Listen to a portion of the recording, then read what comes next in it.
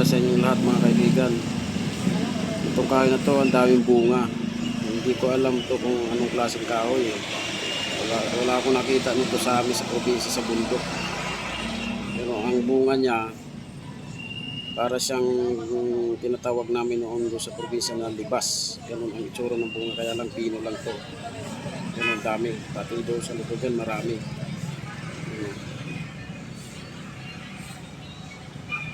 Madaming bunga yan. Tsaka pag hinog na yan, kulay itim. Tsaka maraming ibon na ang kumakain. Yung madalas kong makita dito na ibon, yung tinatawag namin doon sa amin na palagundato. Tsaka yung manatad, yung maliit na manatad na may patik-patik sa liig. Tsaka yung kulay itim na tawag namin dalansiyaw. Tapos yung parang maya ang itsura, maliit na ibon. Ito, susubukan ko nga nito magtanim ng buto nito kung mabubuhay. Kasi kung mabubuhay, magdadala ako nito doon sa probinsya sa amin.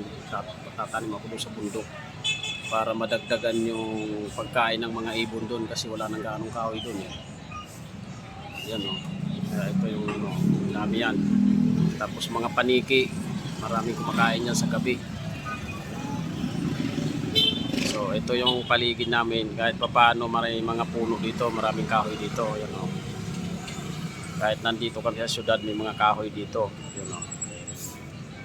Paikot dito na tinitira namin, may mga kahoy. Yan o.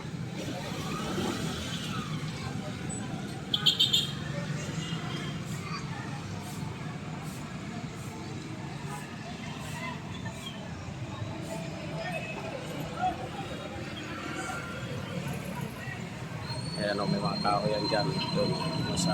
Yan yung City Hall ng Malabon. Ayan, may mga kahoy yan.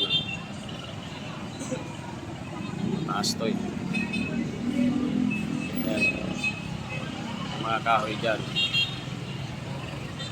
Ayan yung hospital ng Malabon. Yung mga kahoy din yan dyan paikot.